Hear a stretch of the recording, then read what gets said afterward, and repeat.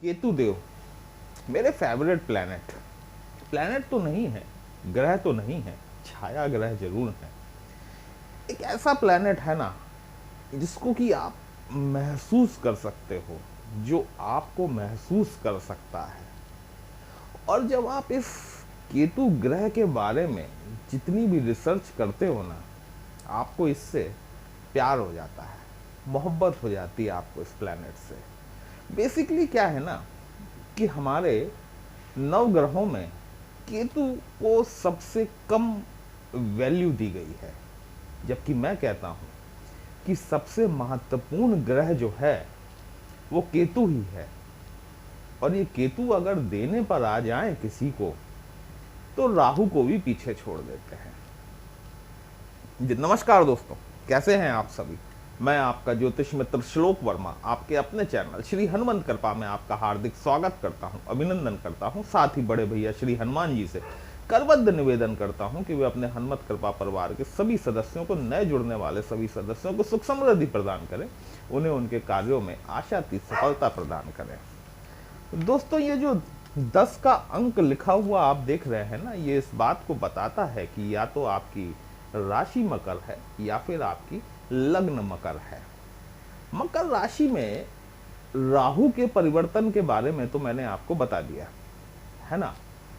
और 18 मई 2025 के दिन, क्योंकि आप जानते हैं राहु और केतु साथ साथ ही अपना भाव, अपनी राशि बदलते हैं, तो जब राहु का परिवर्तन होगा ना, उसी समय, ठीक उसी वक्त केतु भी आपका राशि परिवर्तन करेंगे।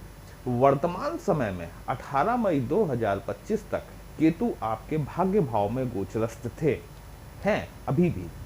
18 मई को ये आपका भाग्य भाव छोड़ेंगे और आपके अष्टम भाव में गोचर करेंगे। राहु आपके सेकंड हाउस में पहुंचेंगे, केतु आपके 8th हाउस में पहुंचेंगे। देखिए, सेकंड हाउस जो है ना, ये बेसिकली हमारा एंट्री पॉइंट है। हम जिन चीज़ों को ग्रहण करते हैं, ये हमारी कम्युनिकेशन को दिखाता है, एक्यूमुलेटेड वेल्थ को दिखाता है, हमारे परिवार को दिखाता है। कुटुंब का भाव तो ये 4था भाव होता है, लेकिन सेकंड हाउस हमारे परिवार को दिखाता है। तो सेकंड हाउस वो हाउस है जिसमें कि हम चीज़ों को ग्रहण करते हैं। अष्टम भाव वो भाव है जहां हम चीज़ों को यूज करने के बाद में उसके वेस्ट को बाहर निकालते हैं।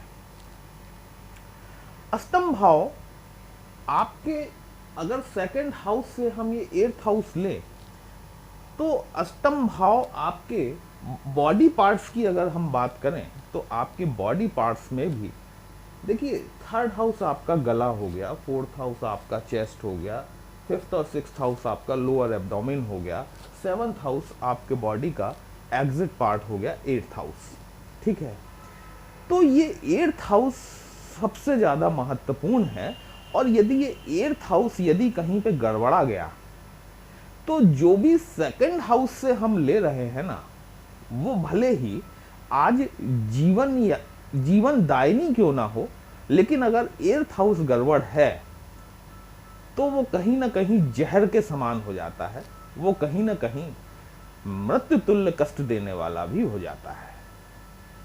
8th हाउस बहुत व्यापक है दोस्तों। 8th हाउस जो है ना, ये अष्टम भाव, ये ज्योतिष, अकल्ट, रिसर्च वर्ड यहाँ पर जो है ना बहुत ज़्यादा प्रभावी हो जाता है, क्योंकि केतु ज्ञान का प्लैनेट है। आप कहेंगे कि ज्ञान का प्लैनेट तो जुपिटर है, गुरुदेव बृहस्पति हैं, बिल्कुल सही, इसमें कोई दो राय नहीं है कि ज्ञान का प्लैनेट गुरु बृहस्पति हैं। गुरु बृहस्पति आपको डिवाइन नॉलेज देते हैं, स्पिरिचुअल नॉलेज देने के। लेकिन जब हम केतु की बात करते हैं ना, तो केतु आपको आत्मज्ञान देता है। केतु आपको जो ज्ञान देता है, वो कहीं ना कहीं उसमें आपकी अंतरात्मा शामिल होती है। जब कभी भी आप अकेले बैठते हैं, आप अपने बारे में सोचते हैं, आप अपनी कमियों के बारे में सोचते हैं, आप कहीं ना कहीं उस वक्त, उस समय आपका केतु एक्टिवेटेड होता है। देखिए, जीवन में जो कुछ भी हम देखते हैं, जो भी हम भविष्य के बारे में सोचते हैं, वो सारी चीजें राहु है। हमारे सर के ऊपर जो भी कुछ है वो सब राहु है। राहु एक विजन है, राहु एक फ्यूचरिस्टिक अप्रोच है। वहीं जमीन के नीचे जो कुछ है वो सब कुछ केतु है। केतु आपका पास्ट है। देखिए, आप भविष्य के बारे में सिर्फ प्लानिंग कर सकते हैं, लेकिन जब आप प्लानिंग करके उस पे क्रियान्वयन करते हैं, उस पे आप वर्क करते हैं, अब वर्क होने के बाद में सफलता या असफलता मिलना वो एक दूसरी चीज हो गई। लेकिन जब आप उस सफलता या असफलता के बारे में सोचते हैं, उस वक्त वो आपका पास्ट बन चुका होता है। और केतु देव यहां पर चूंकि भूतकाल के कारक हैं, जो क्षण, जो भी वक्त बीतता जा रहा है, ये जो शब्द मेरे मुंह से निकल रहे हैं, ये आप तक पहुंच रहे हैं, ये आपका भविष्य है। लेकिन जो मेरे मुंह से निकल रहा है वो मेरे लिए मेरा भूतकाल होता जा रहा है, वो मेरे लिए मेरा केतु होता जा रहा है।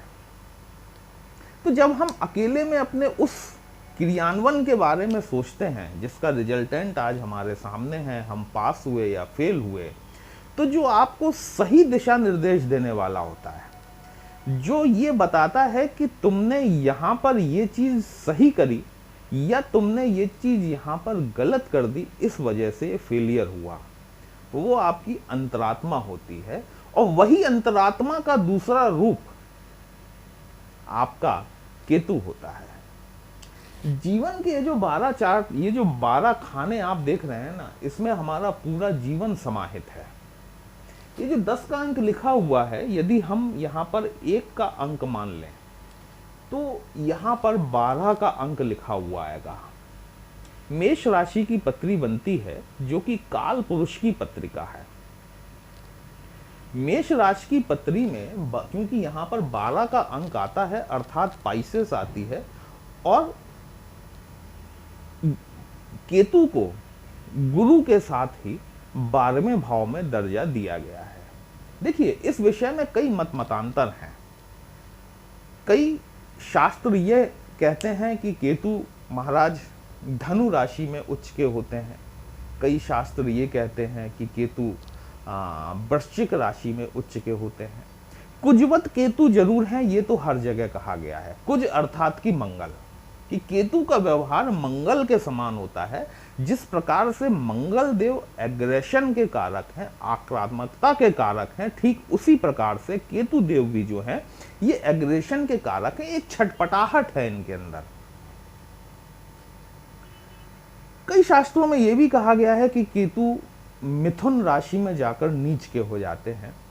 वहीं कई शास्त्र ने कन्या राशि में भी ये स्थान देते हैं। तो ये मत मतांतर हैं ज्योतिष के। विभिन्न शास्त्रों का अपना मत है, विभिन्न ज्योतिषाचार्यों का अपना मत है। इसीलिए यहाँ पर माना जाता है, शब्द का उपयोग किया जाता है, क्योंकि कई शास्त्र ये भी कहते हैं कि केतु को राहु गुरु के समान 3 दृष्टियां प्राप्त हैं। कई शास्त्र ये कहते हैं कि जिस प्लैनेट का सिर ही नहीं है, जब हम मानते ही नहीं है कि उनका सिर है, वो धड़ है, तो उन्हें दृष्टियां किस प्रकार दी जा सकती हैं। हम दोनों ही विषयों में चर्चा करेंगे। केतु जो है ना, केतु एक इंटेंट है, भाव है, फीलिंग्स है। केतु आपने किसी अंधे आदमी को देखा है, वो चीजों को किस तरीके से पहचानने का प्रयास करता है, उसे छू कर, उसे टटोल कर, कभी कभी आपने उसे सूंघ कर भी उसे उस पर्टिकुलर चीज को पहचानते हुए देखा होगा कि हाँ ये फलानी चीज है। आपने किसी अंधे आदमी को कोई नोट दो, कोई सिक्का दो, उसके ऊपर हाथ फेरता है, हाथ फेर के अनुमान लगा लेता है कि हाँ ये 5 रुपए हैं, 10 रुपए हैं, 100 रुपए हैं, 500 रुपए हैं। ये जो अंदर की जो फीलिंग है ना, और ये अंदर की फीलिंग कभी गलत नहीं होती दोस्तों। आप जब भी कुछ सोचते हैं, पहली बार जो अंदर से आवाज आती है ना, वो आपकी आत्मा की आवाज होती है, वो आपके केतु की आवाज होती है। जब आप दोबारा सोचने लग जाते हैं, वैसे ही आपका राहु एक्टिव होने लग जाता है, वो आपको उलझाने लग जाता है चीजों में। जीवन में जब कभी कोई बड़ा प्रश्न हो आपके सामने, कोई बड़ा डिसीजन लेना हो, तो जो आपकी अंतरात्मा से पहली आवाज निकल कर आए, उस बात को हमेशा मानिएगा, क्योंकि वही आपके जीवन का यथार्थ होगा, वही आपके जीवन का सत्य होगा, वही आपके केतु द्वारा दिया गया डायरेक्शन होगा। मैंने इसीलिए शुरुआत में कहा था कि केतु मेरा बहुत फेवरेट प्लैनेट है। ये रिसर्च का कारक है।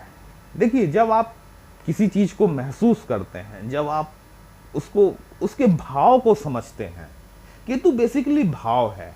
आप सामने वाले को जिस तरीके से समझाते हैं, जिस तरीके से आप किसी चीज को एक्सप्लेन कर रहे हैं, उसमें यदि आपका भाव शामिल नहीं है तो सामने वाला समझ नहीं पाएगा उस बात को।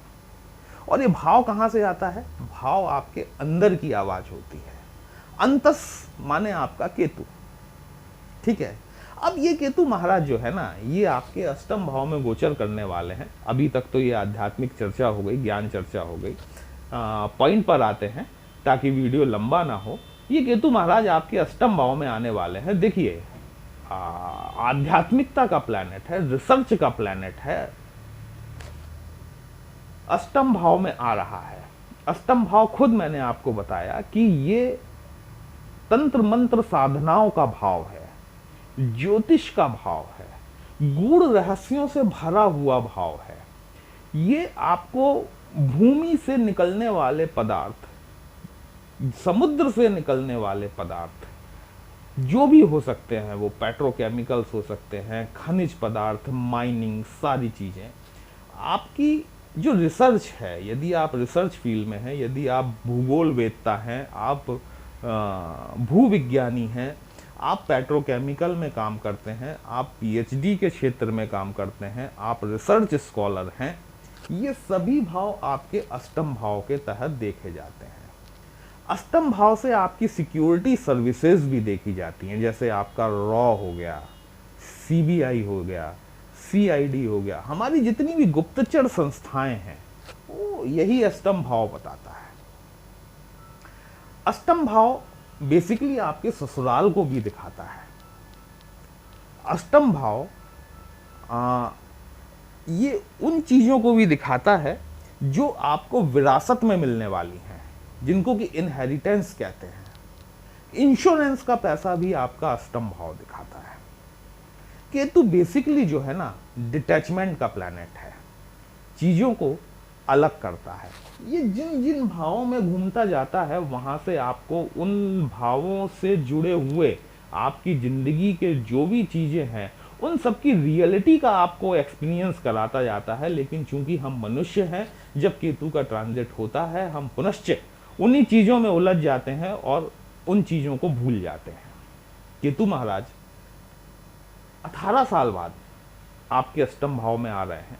यदि इन क्षेत्रों से, जो मैंने आपको अभी सजेस्ट किए हैं, इन क्षेत्रों में यदि आप कार्यरत हैं, यदि आप काम करते हैं और केतु की स्थिति आपकी पत्रिका में शुभ है। देखिए, राहु और केतु दोनों छाया ग्रह हैं।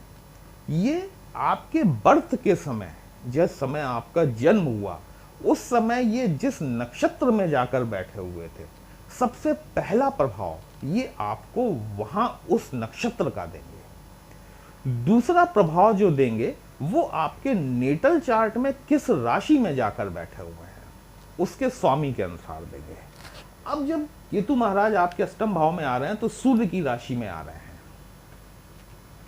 सूर्य की राशि में, सूर्य के साथ में केतु की कोई ज्यादा झगड़ा नहीं है, कोई ज्यादा दुश्मनी नहीं है, ठीक है, लेकिन फिर भी बहुत ज्यादा पटरी तो मैच नहीं खाती है ना। तो अष्टम भाव में आ रहे हैं, इन क्षेत्रों में यदि आप काम करते हैं और केतु यदि आपकी पत्रिका में शुभ स्थिति में है, आपको बहुत बढ़िया फायदा होने वाला है। यदि आप रिसर्च के फील्ड से हैं, और यदि आप नहीं भी हैं, तो आपको इन 1.5 साल के दौरान चाहे आप कंप्यूटर के क्षेत्र में हो, चाहे आप इंटरनेट के क्षेत्र में हो, आईटी फील्ड में आप हो, तो भी ये केतु महाराज आपको, यदि आपकी पत्रिका में शुभ स्थिति में बैठे हुए हैं, बहुत बढ़िया फायदा कराने वाले हैं। लेकिन एक चीज है, केतु की एक दृष्टि जो है ना, ये आपके चतुर्थ भाव पर पड़ेगी। जो चौथे भाव पर जब दृष्टि पड़ेगी तो आपका स्थानांतरण होने का योग केतु महाराज जरूर बनाते हैं। देखिए, कोई प्लैनेट आपके लिए फेवर में काम कर रहा है तो उसका जो अपना कारकत्व है, वो अपना कारकत्व कहां ले जाएगा, कहीं ना कहीं तो असर दिखाएगा ही दिखाएगा। क्योंकि राहु देव आपके सेकंड हाउस में बैठे हुए हैं, आपकी इनकम सोर्सेज बढ़नी है। जैसे मैंने आपसे राहु के वीडियो में बताया हुआ है कि आपकी इनकम सोर्सेज बढ़नी है, और इनकम सोर्सेज बढ़ेंगी, आपका प्रमोशन होगा, प्रमोशन होगा तो स्थानांतरण होगा, या फिर आप अपनी जॉब स्विच करने वाले हैं। ये बात आप गांठ बांध लीजिए आज। अगला 1.5 साल मकर राशि के जातकों के लिए इस तरीके से कार्य करने वाला हो सकता है कि उनका घर तो छूटने वाला है। दूसरी चीज, माँ के स्वास्थ्य में विशेष ध्यान रखिएगा, क्योंकि चौथा भाव जो होता है ये हमारी माँ को रिप्रेजेंट करता है। कहीं ना कहीं माँ के स्वास्थ्य में कुछ कमजोरी देखने के लिए आपको जरूर मिल सकती है। केतु की एक दृष्टि आपके सेकंड हाउस पर पड़ेगी, राहु वहां पर पहले से विद्यमान है। यहाँ राहु का अपना सेपरेट कारकत्व है, जिसके बारे में मैं आपको इस वीडियो में से पहले मकर राशि की जो मैंने राहु की वीडियो बनाई थी उसका लिंक मैं डिस्क्रिप्शन में डाल दूंगा। आप चाहें, अगर आपने नहीं देखा हो तो आप उसको देख सकते हैं। केतु की एक दृष्टि जो है वो आपके 12वें भाव पर पड़ेगी। 12वां भाव आप जानते हैं कि विदेश यात्रा का होता है, आध्यात्मिकता का होता है, विदेशों से होने वाले लाभ को भी दिखाता है, ये आपकी स्पिरिचुअलिटी को भी दिखाता है, ये आपके आध्यात्मिक ज्ञान को भी दिखाता है। केतु केतु जो है ना, कहना चाहिए कि एक भूखा प्लेनेट है ज्ञान के लिए।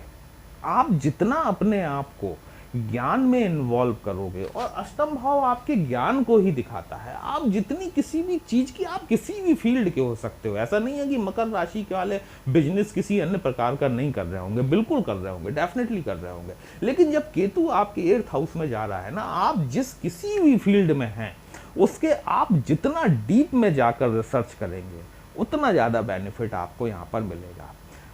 1.5 साल के दौरान आपको पहाड़ी क्षेत्रों की यात्राएं देखने के लिए मिल सकती हैं। आपकी आध्यात्मिकता बढ़ेगी, आपके अंदर स्पिरिचुअलिटी बढ़ेगी, आप अकल्ट के प्रति आकर्षित हो सकते हैं, आप कोई तंत्र मंत्र की साधना शुरू कर सकते हैं, या फिर बहुत सारे लोग इन 1.5 साल के दौरान ऐसे होंगे जिनका कि ज्योतिष शास्त्र में इंटरेस्ट बढ़ेगा। हो सकता है कि वो कोई ज्योतिष की क्लासेस स्टार्ट कर लें। यहां पर आप किसी गुरु की तलाश में भी हो सकते हैं, बात को समझिएगा। लेकिन चूंकि सेकंड हाउस में राहु महाराज बैठे हुए हैं ना, ध्यान रखिएगा कहीं गुरु के वेश में आपको गुरु घंटाल ना मिल जाए, ठीक है। अब मान लीजिए कि अगर केतु आपकी पत्रिका में शुभ नहीं है, आप क्या कर सकते हैं। ओम केम केतवाय नमः, शनिवार के दिन से प्रतिदिन रुद्राक्ष की माला से या तुलसी की माला से संध्या समय 108 बार रोज जाप करें। आपके केतु महाराज धीमे धीमे शुभ होना शुरू हो जाएंगे, और ये रोज करना है। इसको ऐसा नहीं है कि शनिवार के शनिवार करके आपने छोड़ दिया, आप अपने केतु पर कोई एहसान नहीं करेंगे, क्योंकि लोग बाग पूछते हैं, ठीक है। तो ये आपको रोज करना चाहिए। दूसरी चीज, अगर आप कंफर्म्ड हैं, 100% कंफर्म्ड हैं कि केतु शुभ नहीं है, एक 100-125 रुपए का उपाय है। आप एक ब्लैक एंड व्हाइट चेक का कपड़ा लीजिए, उस कपड़े को हैंकी के आकार में कटवा लीजिए, रुमाल के आकार में। सैटरडे टू सैटरडे एक रुमाल जाकर हनुमान जी के चरणों में छोड़ना शुरू कीजिए कि प्रभु ये मेरे केतु ग्रह की शांति के लिए है। ऐसा मिनिमम 5 शनिवार आप कीजिए। इसको आप चाहें तो आगे भी कंटिन्यू कर सकते हैं, लेकिन मिनिमम 5 शनिवार भी अगर आप कर लेते हैं तो आपको आपके केतु जन्य पीड़ा में, यदि आप केतु की पीड़ा से परेशान है, कहीं ना कहीं आपको रिलैक्स देखने के लिए जरूर मिलेगा। दोस्तों, वीडियो कहीं भी अच्छा लगा हो, आपने इस चैनल को लाइक, शेयर और सब्सक्राइब जरूर कर लीजिएगा। यदि हमसे पत्रिका का विश्लेषण कराना चाहते हैं, हमारा व्हाट्सएप नंबर थंबनेल में दिया गया है। पर्सनल कंसल्टेशन पेड होता है दोस्तों, एक छोटी सी फीस आपको पे करनी होती है। आपकी समस्या का उचित समाधान हमारे द्वारा करने का प्रयास जरूर किया जाता है। चलिए फिर मिलते हैं, तब तक के लिए जय श्री राम।